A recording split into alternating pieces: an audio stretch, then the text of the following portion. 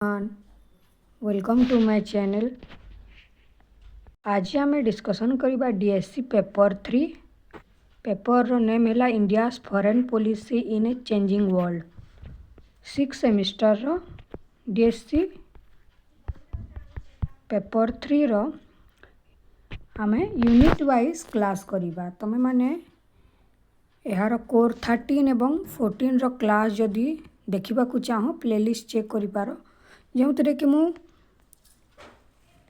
Chapter wise class करुच्ची ये आम unit wise class करवा कारण ये टी लंग रही आम देखा आज यूनिट 1 ये प्रथम क्लास रही India foreign policy in a changing world दुईटी चैप्टर रही यूनिट 1 रे इंडिया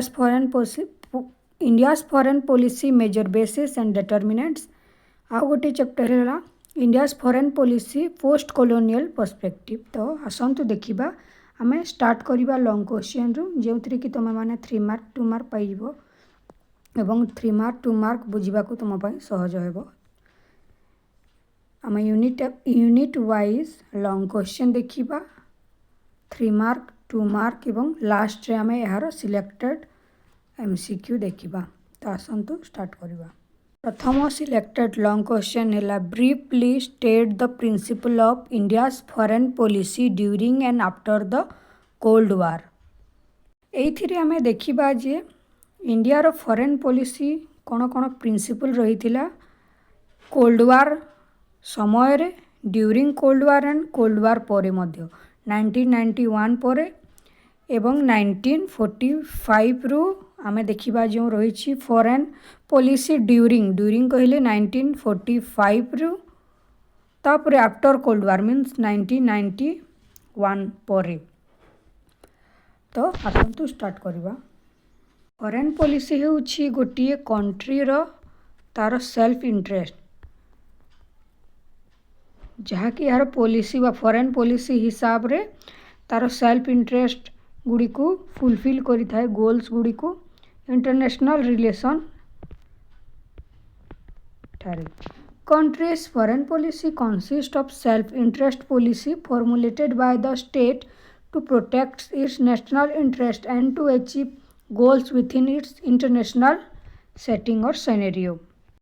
गोटे कंट्री रो जो फॉरेन पॉलिसी रही अंतर्जातीय जो नीति इंटरनेशनल व फॉरेन रो जो पॉलिसी गुड़िक रही कंसिस्ट ऑफ सेल्फ इंटरेस्ट से कंट्री रो इंटरेस्ट गुड़िक से फॉरेन पॉलिसी रे रही थाए जहाँकि से स्टेट द्वारा ही फॉर्मुलेटेड तैयारी करा जाई थाए जहाँकि तार नेशनल इंटरेस्ट रो जो गोल गुड़िक रही ताकू प्रोटेक्ट करी थाए within its international relations scenario. The foreign policy of one country can have a profound and lasting impact on many other countries in the process of international relation. गोटे देशर जो अंतर्जातीय नीति गुड़िक रही था फॉरेन पॉलिसी जो रही था सेटा अन्य देश को मध्य इम्पैक्ट करी थाए अन्य देश मध्य याथारू मोटिवेट हो कि से आणिकी निज देश में पॉलिसी गुड़िक से माने लागू करें। India foreign policy came into being with the independence of India in 1947।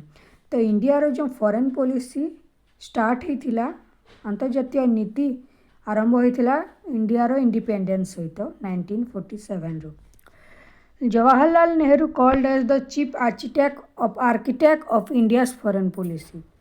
मन रख एटा शॉर्ट क्वेश्चन पाई who was the chief architect of India's foreign policy who Jawaharlal Nehru. He tried to identify India's foreign policy with anti colonialism and anti racism. Jawaharlal नेहरूंकर तांकर important जो foreign policy रे से जगह वा स्थान देइथिले काहाकू एंटी कॉलोनियलिज्म को। एंटी कॉलोनियलिज्म कहले तमे जानिथिबो जो ब्रिटिश माने निजर कॉलोनी स्थापन करथिले आम इंडिया रे सेटा को से विरुद्ध करथिले एवं रेसिज्म जो इंडिया रे कला गोरा को जो रेसिस्ट करा जेतला जो साउथ अफ्रीका इंडिया भली देश लैटिन अमेरिका भली देश मान को जो रेसिज्म रो फेस करूथिले से विरुद्ध रे से ए फॉरेन पॉलिसी रे से कहिथिले। He also played the role as peace maker which was an extension of Gandhian policies of non-violence and deeply rooted in the India's religious tradition of Buddhism, Hinduism, Jainism. The principle of or ideology of India as nation influenced its foreign policy substantially. In addition to anti-imperialist orientation, the Gandhian value of non-violence and peace, the Nehruvian value of dignity and respect in international relations provides strong foundation.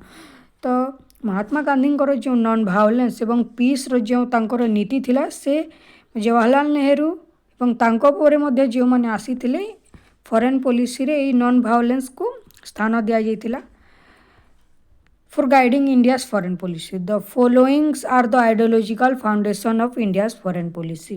मैं देखिथिले question थिला during and after cold war समय India's foreign policy तुम मैंने पंचशील नीति 3 mark prepare हो देखा पंचशील नीति कौन फॉरेन पॉलिसी ये जो नीति थिला पंचशील नीति केते मसीहारे साइन होता 1954 रे +2 रे तुम मैंने पढ़ी थो the first formal codification in this treaty was in an agreement between China and India मध्य पंचशील नीति होता 1954 रे which was signed at Peking on 29 April 1954 केउठारे साइन करा जाइथिला स्थान होउछि Peking Panchsheel which stated in its preamble that two governments have resolved to enter into present agreement based on the following पांचटी नीति रही चाइना एवं इंडिया मध्य पांचटी नीति से माने साइन करथिले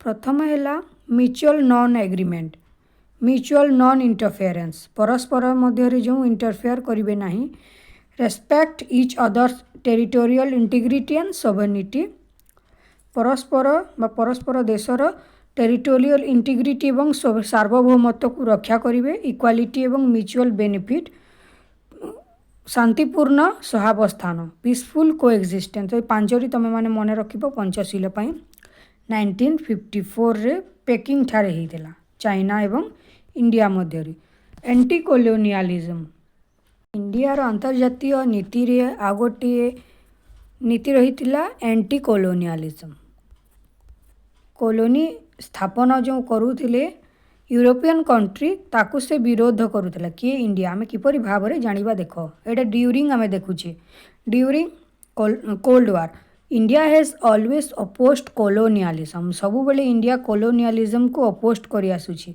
when injustice happened India raised voice against it India voiced in the favour of Indonesia national fighting against the Dutch colonialism Dutch माने Indonesia रे निजर कॉलोनी स्थापन करथिले जोंथिपाई कि जो इंडोनेशिया नेशनल फाइटिंग होता जो कॉलोनी को एंटी कॉलोनियल जो फाइट होता इंडोनेशियन माने करुथिले इंडोनेशियन माननकु इंडिया सपोर्ट करथिला इन 1947 रे एंड अगेंस्ट साउथ अफ्रीकार illegal occupation of Namibia Consequently, India was the staunch supporter of decolonization. तो ये आम जानिले इंडिया decolonization process को support करुले These are the example that India opposed colonialism. आउ गोटे वैदेशिक नीति थिला एंटी रेसिज्म जो रंग भेद जो करा जाउथिला एहा विरुद्ध मध्य इंडिया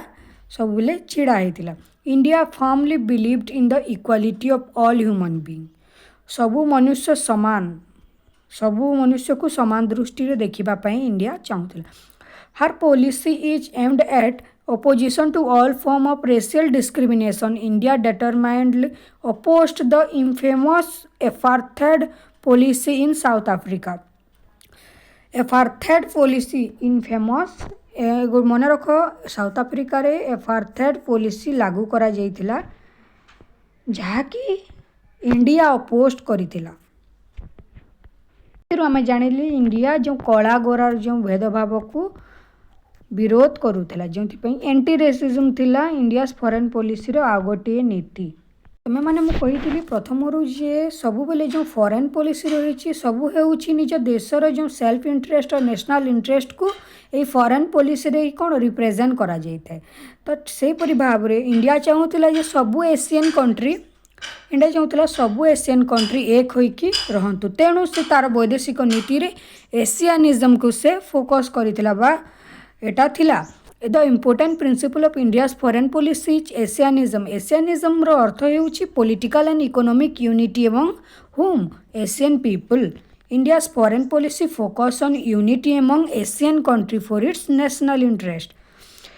तापर चेंजिंग कॉन्टेक्स्ट किपरि भाव रे तापर कोन होइतिला चेंजिंग कॉन्टेक्स्ट आइडियोलॉजी रो प्रैग्मेटिज्म को किपरि भाव रे इंडिया रो फॉरेन पॉलिसी रो आइडियोलॉजी टी चेंज होइतिला मैं देखिबा।